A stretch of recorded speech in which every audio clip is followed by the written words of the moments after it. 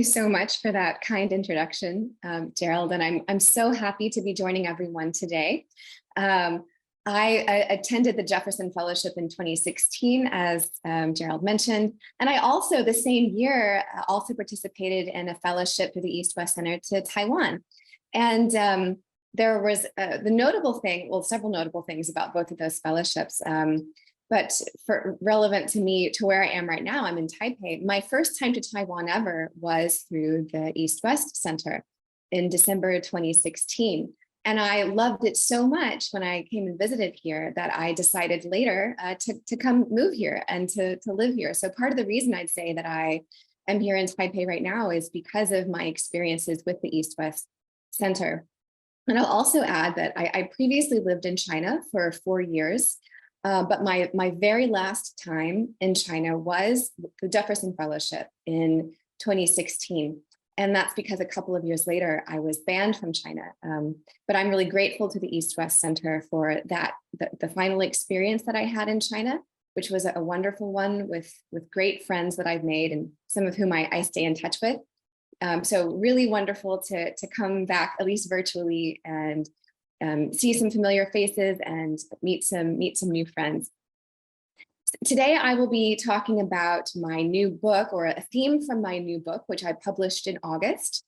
And I have a PowerPoint presentation that I'm going to go through, and then I look forward to having a discussion after my PowerPoint. So I'm going to share my screen.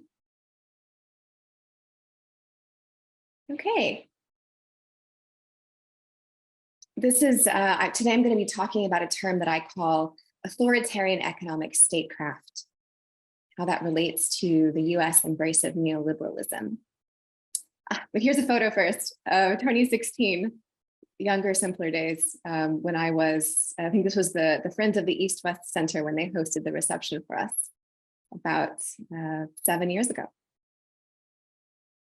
This is my new book, Beijing Rules, How China Weaponized Its Economy to Confront the World.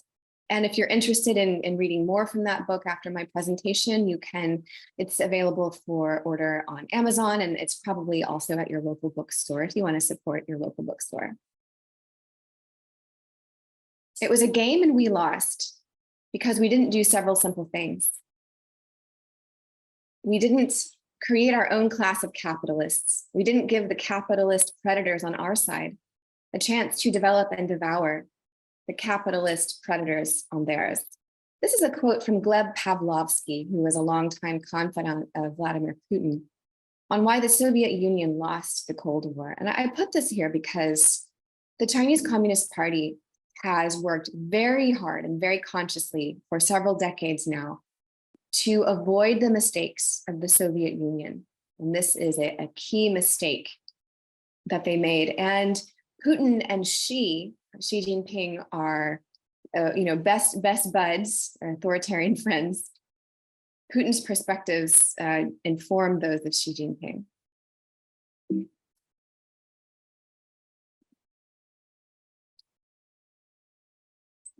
So what is authoritarian economic statecraft?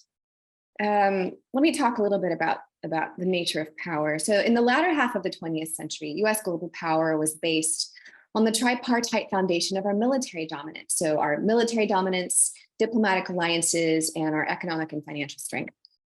In the first half of the 20th century, however, China's global power is, and for several decades to come, I believe, will continue to be based primarily not on military power or alliances, though certainly the Chinese government is working to boost those aspects of its power, but rather on its authoritarian economic statecraft, on its economy, the power of its economy, which is the global extension of China's domestic party-state capitalism.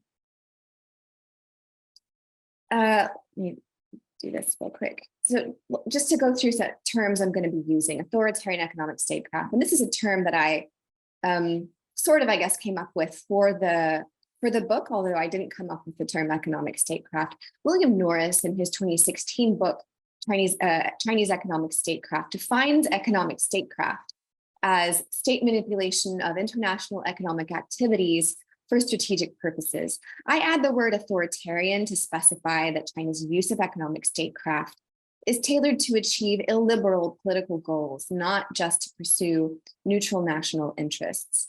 And then I'm also going to be using the term neoliberalism, which is, it's not my favorite term because it has a lot of different connotations and it can be a bit shrill, sound a bit shrill sometimes. But I liked this term because it's the best one I could find. And the definition that I use for it is, I draw on a book by Ganesh Sitaraman, who's a longtime economic advisor of Elizabeth Warren, and he's also a legal scholar at Vanderbilt University in Tennessee. In his book, The Great Democracy, he defines neoliberalism as deregulation, privatization, liberalization, and austerity, a system in which individuals are on their own and should be responsible for themselves.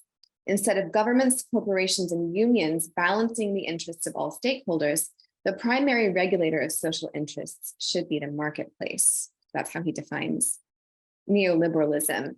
Authoritarian economic statecraft, thus, is a clearly communicated set of rewards and punishments based on gatekeeping access to China's huge markets, capital, and investments in order to shape the behavior of governments, institutions, companies, and individuals to bring that behavior in line with the Chinese Communist Party's core interests.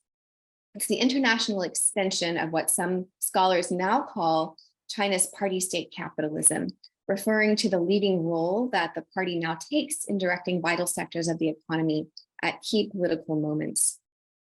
So just talking about China's overall power projection. And the focus of my work at Axios, and for years, in fact, has been covering how China projects power beyond its borders.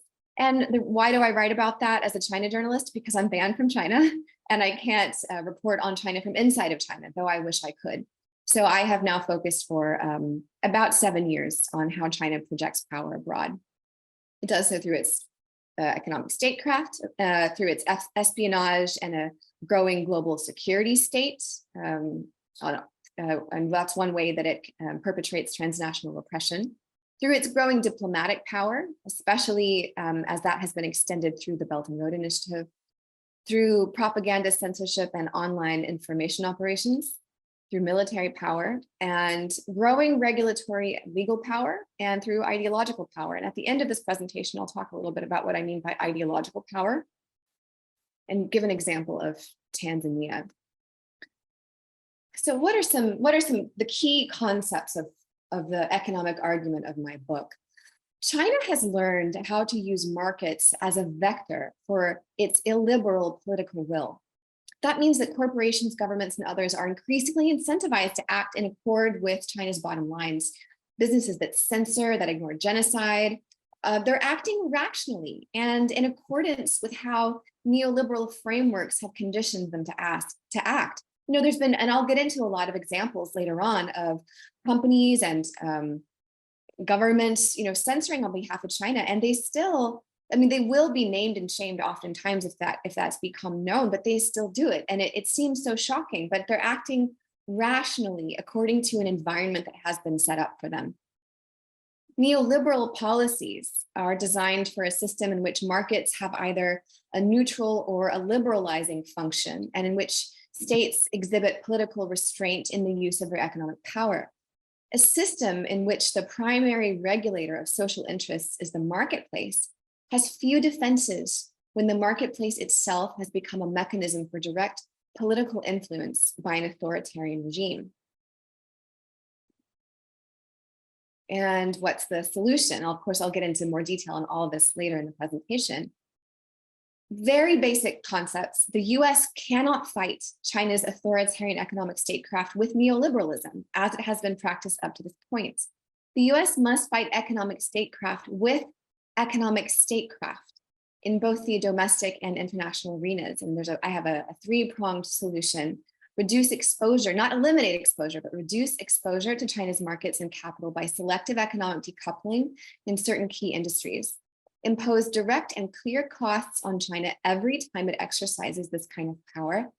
And most importantly, and also most difficult in our political system, is to change the incentive structure. Put democratic guardrails around markets, domestically and internationally. Regulate them with the explicit purpose of preserving democratic freedoms and sovereignty. So how does China's authoritarian economic statecraft work? Here's some examples. You're probably familiar with many, if not all of them. NBA 2019, when Daryl Morey, who was manager of the Houston Rockets, tweeted in support of the Hong Kong pro-democracy protests, and the NBA was basically instantly shut out of China's market. So it was removed from streaming platforms. Houston Rockets swag was removed from Chinese e-commerce sites. It's estimated that the NBA lost around $200 million in revenue because of that one tweet. Hollywood studios, again, very well known. It's been 26 years since there has been even one major Hollywood production that has crossed Chinese Communist Party red lines. No criticism of the CCP, no casting of the Chinese government in negative light from any Hollywood studio in 26 years. Since 1997, when there were 2 films out about Tibet that resulted in those studios being shut out of the Chinese market. Enabling or profiting from genocide. So Volkswagen building a factory near Urumqi in order to be awarded a factory near Beijing. Also, we see Elon Musk, Tesla is very deeply integrated into the Chinese market. It's a key market for them. They have a major factory in Shanghai. In, I think it was 2020, I may be getting that year wrong, could be 2021. Tesla opened a showroom in Urumqi.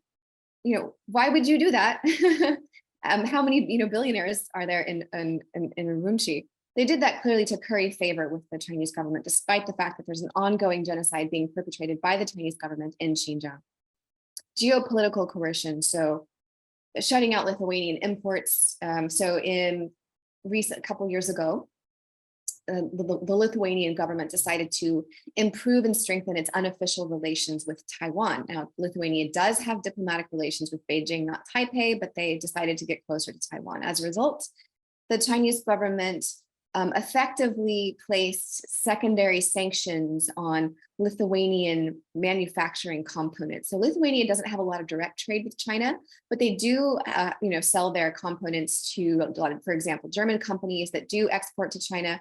So German companies were finding that their products were being held up at Chinese customs because of their Lithuanian components, and this puts pressure on German companies to decouple from Lithuania. So this kind of economic pressure. Tariffs on Australia. After, in April 2020, the then Prime Minister of Australia, Scott Morrison, called for an independent inquiry into the origins of the coronavirus. The Chinese government tried to change the narrative by brute force, basically, around the basic scientific fact that the pandemic did begin in China.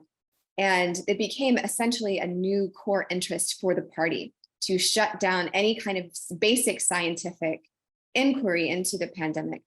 And that really matters because up to this point, a lot of China's economic coercion and statecraft was intended to promote a somewhat narrow set of interests, narrow, from the perspective of the rest of the world. So isolating Taiwan on the international stage, shutting down criticism of China's policies in Hong Kong and Xinjiang and Tibet, supporting China's maritime claims in the South China Sea, this kind of thing. But with the pandemic, with trying to shut down scientific debate about an inquiry into the origins of the pandemic, that was the first time that this kind of pressure from China was placed on something that affects the well-being of every person in the world. It's a basic scientific necessity to understand where a global pandemic comes from to help try to prevent it in the future.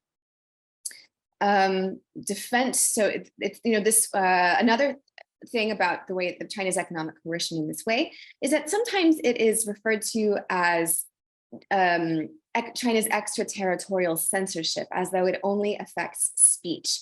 But that is not true. It's a comprehensive form of power that's also used to shape defense policy decisions, government policies, foreign policy, multilateral institutions. And an example of that is the sweeping Chinese-style sanctions that were put on South Korea after South Korea deployed a US-made missile defense system called THAAD to defend against North Korea, but it theoretically has capabilities against China as well. And so Beijing opposed it. And then creating kind of economic spheres of influence through the Belt and Road countries, support China's Xinjiang and Hong Kong policies at the United Nations. What are the mechanisms by which this happens? So China's authoritarian economic statecraft is an extension, as I mentioned before, of its domestic party state capitalism, which is a term that Margaret Pearson, Meg Rithmir, and Kelly Tsai explored in a recent study published, not that recent anymore, but a study published with Harvard Business Review. Some of the mechanisms that shape party state capitalism include, party state capitalism, let me just define that, is a political control, a selective political control over the Chinese economy. So, this is not like, communist style central planning. That the Chinese government in Beijing does not set out to determine how many widgets each individual factory in China has to produce. Rather, it's about creating targeted and very targeted and selective control mechanisms that can be deployed when needed in crucial moments to shape the direction of the economy or to deny or grant access to the economy only as needed.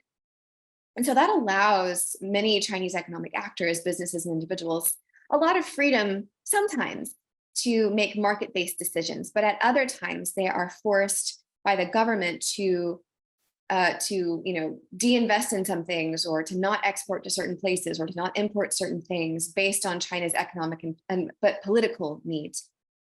Some of those mechanisms are growing political sway of Chinese Communist Party branches embedded in private companies, the financialization of state capital. What does that mean? So for state-owned assets to become a form of capital that can then be used to back private companies. So there can be, like, for example, Chinese state-backed venture capital firms that then will invest, have a 20% stake or 30% stake in all kinds of private companies. So then you have to ask yourself, are these private companies state-run or not? If 30% ownership is state-backed capital. So it's the financialization of state capital. Increasing importance of the CCP's United Front work in private enterprise inside of China. Rule by law, which is as opposed to rule of law. I'll skip that definition for the purpose of time. I've been talking some about neoliberalism, and I'll get into that. So, China is not the only country in the world that uses economic statecraft. All major countries do, and the U.S. does it probably more than anybody else. What does a U.S. economic statecraft look like? Broadly speaking, the U.S. has used its financial and economic dominance to shape international political and economic norms in two primary ways. First is the Bretton Woods international system to promote economic interdependence and trade, and increasingly since the 1980s to promote privatization and liberalization. The Bretton Woods system is the World Trade Organization, the IMF, the United Nations, these organizations. Leveraging and then number two, leveraging US dominance of the international financial system through the use of sanctions. And this is something that the US has done increasingly over the past 20 years. In the year 2000, there were around 900 US sanctions. Now there are about, more than 20 years later, there are about 9,000 US sanctions. So dramatic growth in the use of US sanctions. But there's some key differences between Chinese economic statecraft and US economic statecraft. Key point here is that US international economic statecraft has been characterized by relative political restraints, with some notable exceptions. I'm going to say it again, even bigger. Characterized by relative political restraint. What does that mean? It means that the US government is characterized by a limited use of sanctions, largely for multilateral goals and to protect the integrity of the financial system, rather than purely to pursue narrow US political interests. So what do I mean by that? The US uses sanctions overwhelmingly, almost exclusively, to pursue goals such as nuclear nonproliferation, fighting corruption and money laundering, in other words, preserving the integrity of the financial system, to punish gross violators of human rights, to punish, like with Russia, its illegal invasion of Ukraine, and issues such as these. These are agreed upon multilateral goals. Now, to be clear, the US has sometimes used sanctions to achieve goals that are agreed upon by the international community, but the international community is very deeply opposed to the US use of sanctions to achieve those goals. So some examples might be the way that the US sanctions regime on Iraq and the humanitarian, the very negative humanitarian consequences that had in Iraq, for example. And there have been some very clear, a few clear exceptions of the US use of sanctions for narrow geopolitical interests, and that's especially under the Trump administration. And I would really say here that the exception proves the rule. So I think maybe the worst example I know of is when the Trump administration levied sanctions on 2 International Criminal Court investigators who were investigating potential US war crimes in Afghanistan. For the US to sanction those investigators was an abuse of power. It was an authoritarian and illiberal abuse of power that the US should not have done. The Biden administration lifted those sanctions after Biden was elected. But that is incredibly rare for the US to do that. The US does not sanction people for tweeting criticism of the US. The US doesn't sanction people for protesting in their home countries against US systemic racism. There's all kinds of things that the US does not use sanctions for that if we did, no one would really be able to stop us. So this is what I mean by relative political restraint. China's economic statecraft, on the other hand, is the opposite of political restraint. It is only for political purposes. It's overtly and intentionally politics first. China is essentially using its markets instead of international financial dominance to create a heavily political sanctions regime, which is opaque, arbitrary, without an appeals process, and without multilateral organizations to arbitrate. This is an innovation. It's an innovation that challenges our very understanding of who we are and what freedom means. And that's why it's been so difficult and it's taken so long for people to see that it's happening or know how to respond.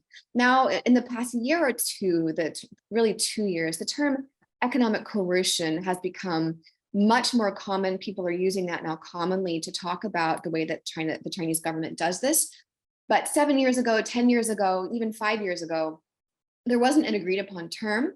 And there wasn't very much of a concept of a comprehensive way of looking at how the Chinese government was using its markets and economy to extend its authoritarianism. We've already talked about this. How to push back. What can we do about it? Now we know what the problem is. What should we do? 2 key principles here. First is to change political structures.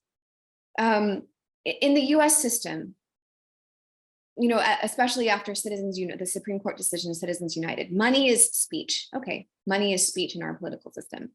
If money is speech, and if Beijing has growing say over who gets rich, who is speaking? Now, we've seen the results of this kind of thing ever since the 90s, when it was the business lobby in the US that essentially functioned as a pro-Beijing lobby. When President Clinton was elected, and he was elected on this platform, talking about the butchers of Beijing, and we're going to be really tough. In 1994, Bill Clinton de-linked human rights and trade with China under a lot of pressure from the U.S. business community, which again, it basically functions as a pro-Beijing business lobby. As the power of money and corporations has grown in the U.S. political system, so has, I don't mean to say Beijing's power directly, but their lever of influence, the association of doing what Beijing wants with US domestic prosperity, that association has grown. The second is to change market incentive structures. Governments, corporations, and individuals who change their behavior to please Beijing aren't corrupt agents of the CCP. They are making logical decisions based on incentive structures and market distortions created by the CCP. Now, naming and shaming companies for self-censoring, about the genocide in Xinjiang is totally fine. It's fine to do that. I support doing that, but it's not going to work. It doesn't work. And it misses the point, but it doesn't work anymore because the financial incentive for US companies to do that is so high. We have to change that market incentive structure. How? I have 2 wish lists, domestic and international. First, and let me just start out by saying that these are wish list some of them. They are not, some of them are not realistic in our current political environment, but that doesn't mean we shouldn't talk about them as goals. So this one, for example, this first one is not realistic right now, but maybe it might be at some point in time in the future. So establish widespread public funding for campaigns in the US, end or curtail private donations for campaigns. So basically campaign finance reform to reduce the sway of money, and especially corporate money, in our political system. Strengthen unions and protections for private whistleblowers. In my book, I give more examples of why this is important and how this can have a direct effect on helping to push back against authoritarian pressure from the Chinese government. But in short, sometimes it is employees themselves who oppose what the leadership of the company is doing with regards to Beijing. And a very good example of this is the Google's Dragonfly project, which was a secret, bespoke, censored search engine for the Chinese market that was being created in secret, subverting Google's own ethics guidelines. And so employees of the company leaked to the press repeatedly for a year before that project was finally canceled. But they didn't have, they had very few protections if they had been fired for doing that.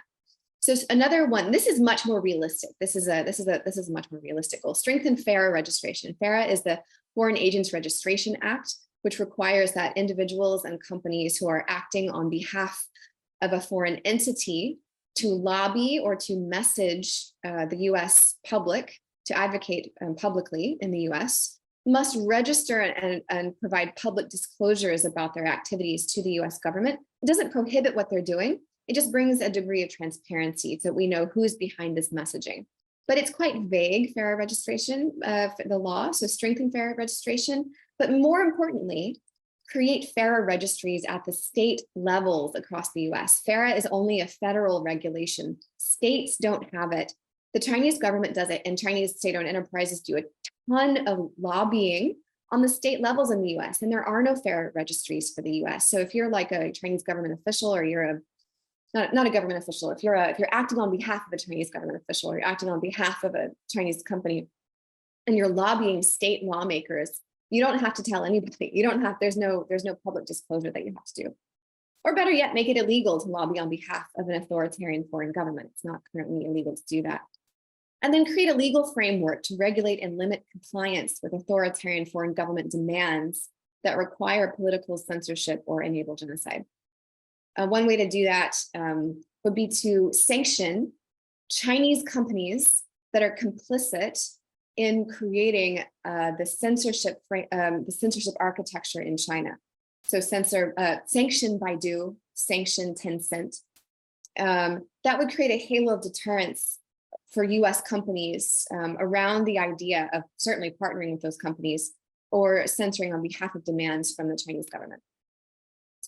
Strengthen transparency requirements for any US companies with operations in China. And if you're interested in this, buy my book and read the chapter about Zoom. It's an investigative chapter looking at how the Chinese intelligence services basically subverted Zoom to spy upon and gain information about and shut down users and meetings in the United States.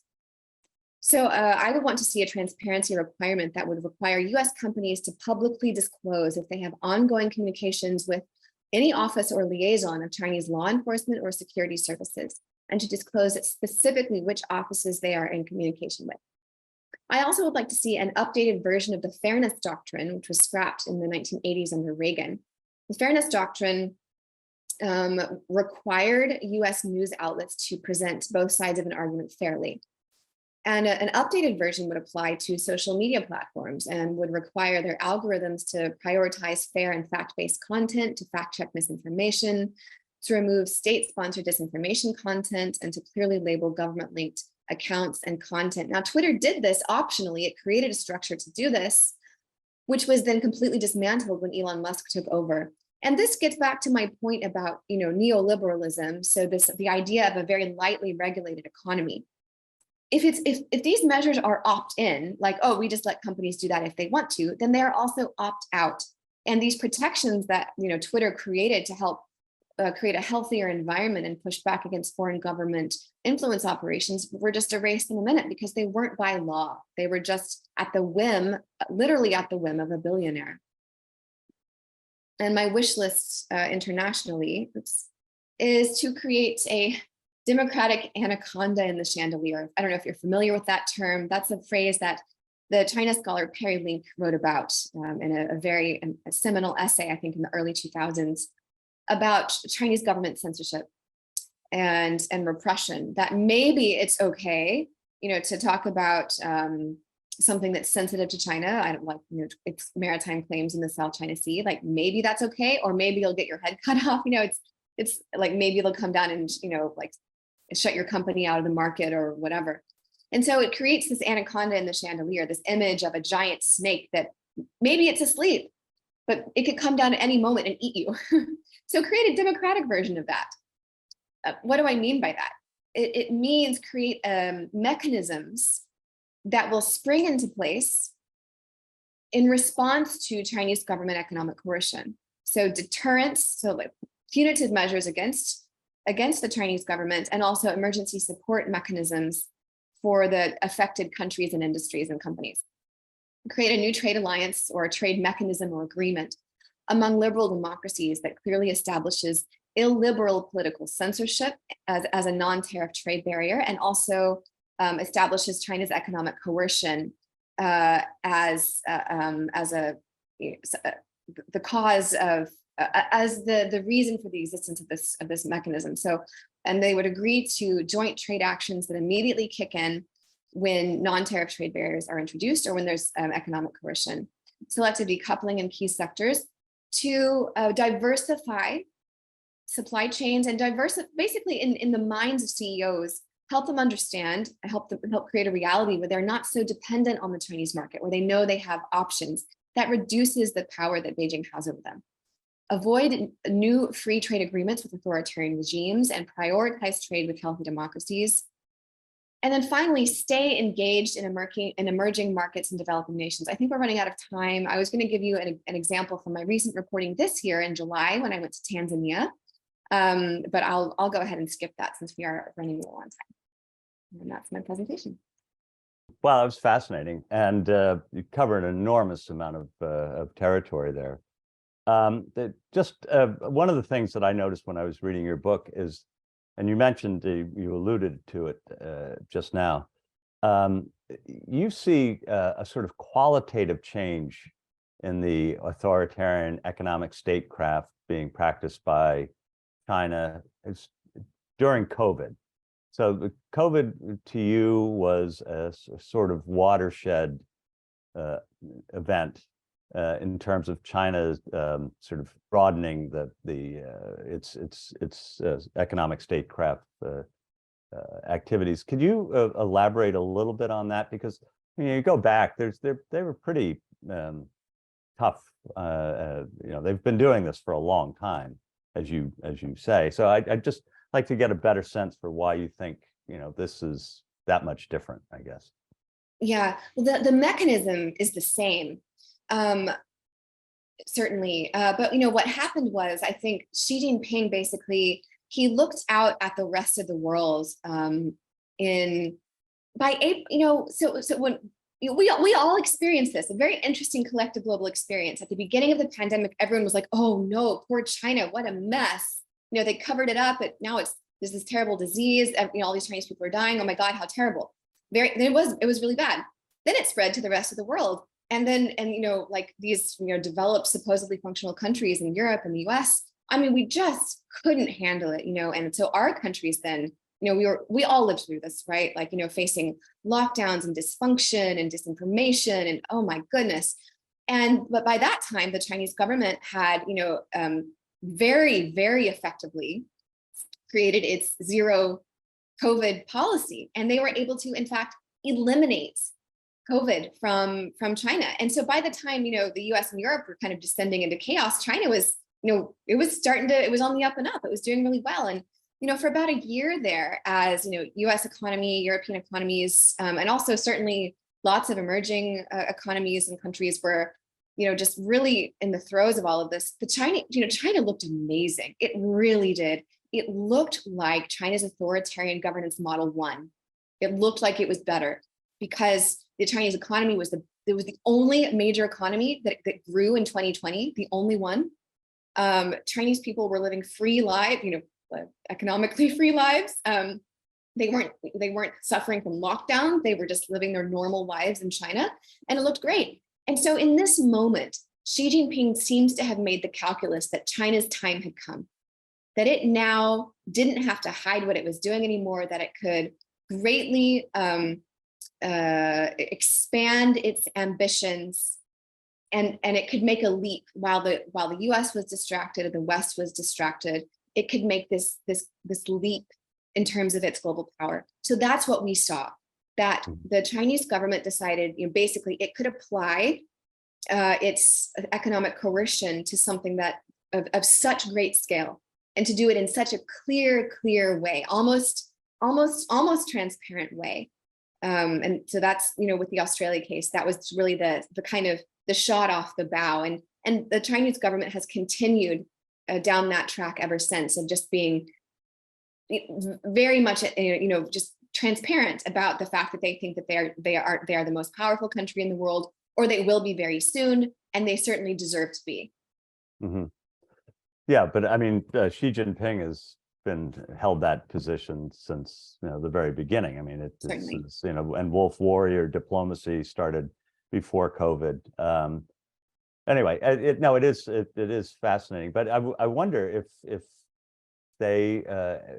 recent events, sort of the failure of the lifting of COVID, the rapid lifting of COVID restrictions, and the current economic problems, the real estate issues, is there any sign that this might slow this push down? I understand your underlying issues, and I think your proposals are good, if, as you say, perhaps unrealistic for now. Some of them totally unrealistic at the moment. Anyway, but yeah, is there any sign that it might be, the economic use of economic statecraft might be slowing a bit? Right. So, I mean, you're definitely right that what we saw, in sort of the peak, the middle years of the pandemic, the middle, year and a half of the pandemic, China looked amazing. But we all know also what happened later, which is, it was kind of the other side of the coin, that the Chinese government's attachment, basically Xi Jinping pitched the legitimacy of the Chinese Communist Party, and in fact his own personal reputation and legitimacy, to the superiority of the zero COVID policy. But the problem, that was never going to be sustainable. At some point, the Chinese economy, the Chinese government would have to open up its borders and let COVID back in. And and that was always going to be rough. It was always going to be bumpy. But what made it so much worse was this overly nationalistic turn that we saw in China during COVID. As part of that, the Chinese government, Xi Jinping, well, first of all, they pushed disinformation about mRNA vaccines, so Pfizer and Moderna vaccines, which are, the newer technology, more effective against COVID, especially some of the later variants. And China's own vaccines were using the older technology of a deactivated virus, now still helpful, but not as effective. But for basically nationalistic reasons, the Chinese government never approved the use of, sorry, I almost fell off my stool there, never approved the use of mRNA vaccines. Right. And so they only had, and just here's a real own goal, man. They focused so much on stamping out COVID that they didn't sufficiently focus on vaccinating their population. Right. And so at the end of zero COVID, it just, it ruined the Chinese economy. It swept through the population. But I think even more,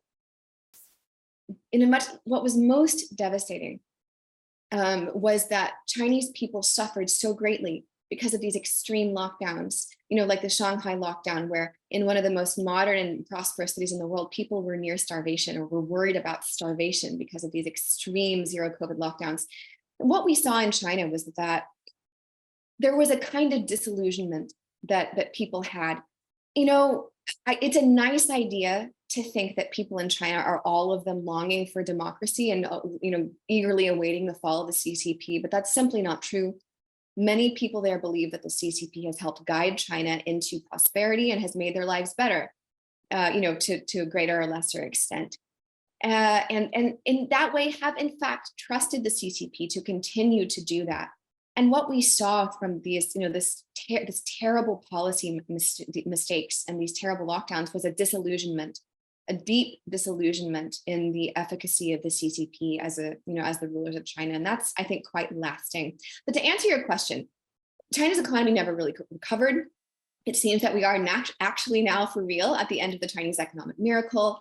The Chinese economy is, it's heavily laden with debt. The real estate sector is, it's been a huge bubble for years. It's finally deflating, really putting a lot of downward pressure on the Chinese economy.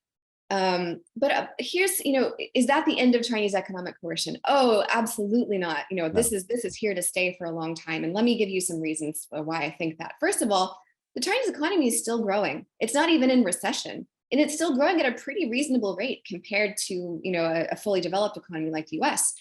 Probably this year, the Chinese economy is going to have a 4.5%, growth rate. Now, that masks some of the underlying weakness, like in the real estate sector and stuff, which, have downstream effects. Chinese economy is still growing. It's not even shrinking. And it is the second largest economy of the world. And it's going to stay that way for a long, long time. Second, I want to go back to 1997. What I mentioned about the two movies that were put out by Hollywood about Tibet. In 1997, the Chinese economy was about 1/10 the size of the US, not big. And the Chinese box office was negligible. I mean, just tiny. There was not money to be made that year really for movies. But when those two studios, so Disney and Columbia TriStar, got essentially banned from China because of those movies, it was like an earthquake across the Hollywood industry. And it was a totally effective form of coercion on Hollywood. For the past 26 years, we've seen 100% self-censorship. That was the success of economic coercion based only on the promise of future wealth, not even on actual riches at that time. Yeah. And it was totally effective. So if we look now at the Chinese economy and how many riches are still there, I mean, I think we're still going to be seeing this for a long time. Yeah, no, it's a good point. I mean, it's always been this, we used to call it the 2 billion armpit mentality of Western businesses. You can sell 1 bar of soap. Anyway, a technical question on FARA. FARA applies to state officials. Are you think there should be a registry at state level governments? FARA does not apply to entities that are lobbying on the state level. So if you want to like go to, if you're like living in if you're like a Chinese you're the head of a Chinese company, or you're a lobbyist and you're hired by a Chinese company to lobby state level officials in Montana, you do not have to register under FARA. It applies to US officials though. Yes. I mean, yes. it doesn't apply state level, yeah. Right, it doesn't apply to lobbying activities that occur on the state level. Mm-hmm. But there's a ton of Chinese lobbying on behalf of Chinese entities that happens on the state level. Right. But we just don't know very much about it. Was Australia a setback to China's economic statecraft offensive, if you will? I mean, they pushed back. They seem to have. It seems China has blinked, if you will. I would say no. So here's why I think that. The Chinese economic, these examples I've given. So let's talk about like South Korea. So Chinese government didn't want South Korea to deploy THAAD. So they put all this economic pressure on South Korea. South Korea deployed THAAD. They still did that. So from a very, very, very narrow perspective, that economic coercion did not work. But I think that is a very faulty form of analysis. Let me give another example. Going back to the movies in 1997, just such a good example. You can still see those movies. They still exist. So the movies are 7 Years in Tibet. You can still view that. You can still watch that as a movie. and Kundun about the life of the Dalai Lama still exists. You can still watch it. You know, those production companies did not delete those movies from existence. What happened, what mattered was what happened later. That all those companies, all the production companies learned from the way that those companies were treated. So a lot of these examples are more like, you know, the Chinese saying, killing a chicken to scare a monkey, more making examples of these countries to deter that kind of behavior in the future from other countries or from that country. And the problem with that is that it's very, very difficult to measure in a quantitative. It's hard to measure something that doesn't happen. How many times did this thing not happen? I don't know. Again, going back to the Hollywood example, how do you measure self-censorship when nothing is ever actually getting deleted? So, you know, in Hollywood, the censorship goes all the way to screenwriters. People who write screenplays know that if they want to get their screenplay sold to a major Hollywood studio, they can't write about like the genocide in Xinjiang, you know, they can't. And so they don't. And so there's not actually examples, you know, of self-censorship. It's just things that don't ever happen. So what countries are not doing the things that Australia did? What countries are not doing the thing that South Korea did? What decisions has the South Korean government made that it wouldn't have made otherwise? These things are very difficult to measure, but what we do see overall on the global stage is that every single CEO of every company in the world, every single diplomat in the world knows that if they do these things, if they choose to talk about the origins of COVID, if they choose to get close to Taiwan, if they choose to do a fawn-off with the US through the South China Sea, if they choose to make a stance on Hong Kong or Xinjiang or Tibet, all these, you know, growing number of things, the risk of facing consequences is very, very high. And that is a form of deterrence. So Charles Morrison asks a good question. Are there examples of authoritarian economic statecraft that are assertive and aggressive as opposed to reactive? So, you know, something other than, you know, we're lashing out because of, you know, the Australians demanding or asking if, you know, for research into the origins of COVID. Yes, so I would say, you know, so the reason I like the term authoritarian economic statecraft as opposed to just economic coercion is that economic coercion is a stick, but economic statecraft includes carrots. And the Chinese government uses many, many, many carrots that are very assertive and proactive and kind of preemptive, if you will. And a very good example of that is the Belt and Road Initiative. So, you know, going out to lots of countries that have a legitimate need, true need for infrastructure construction and development. You know, there's a huge unmet need throughout the developing world and emerging economies for infrastructure. And the Chinese government, you know, came in around a decade ago and said, hey, we'll build this stuff for you, you know, we'll in exchange for whatever. But they would always said, oh, it's win-win cooperation, no strings attached.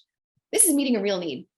But what they did was essentially by accepting these deals, you know, trade agreements and various, you know, infrastructure deals, the governments of those countries understand very clearly that they will lose those deals and those contracts if they go against China's bottom lines. And let me give an example of what that looks like, very concrete and very clear. In 2020, the Chinese government forced through this very draconian national security law in Hong Kong, you know, wiping out traditional political freedoms in the city and abrogating the 1984 Sino-British agreement. In response to that, 20 some odd countries, you know, the usual suspects, you know, democratic nations, sent a letter to the United Nations Human Rights Commission denouncing the national security law. And then very shortly thereafter, a group of 30 some odd countries, more than the other letter, also sent a letter to the United Nations Human Rights Commission stating their support for the Chinese government's new law in Hong Kong. Now, if you do a breakdown of the countries that signed the letter against the national security law and the countries that signed in support of the national security law, those who were against it, none of them have signed on to the Belt and Road Initiative. Those who said they were for the law, said it was a good thing, all of them, every single one, had either signed on to the Belt and Road Initiative entirely or had a memorandum of understanding about it. So this is how you can see this shaping very proactively shaping the decision-making environment of countries. Mm-hmm. Well, I think we could go on for a long time. It's a fascinating book. I highly recommend it, and it's this is something that has needed saying for a long time. For years when I was a correspondent in China, and we used to joke that the idea of when if Beijing threw out a New York Times correspondent from Beijing, the Reagan administration would reciprocate by throwing a New York Times correspondent out of Washington. The idea of reciprocity is, I think, really lies at the heart of much of this, and clearly there's a lot of work to do. Anyway, very much appreciate your time and your work, and good luck.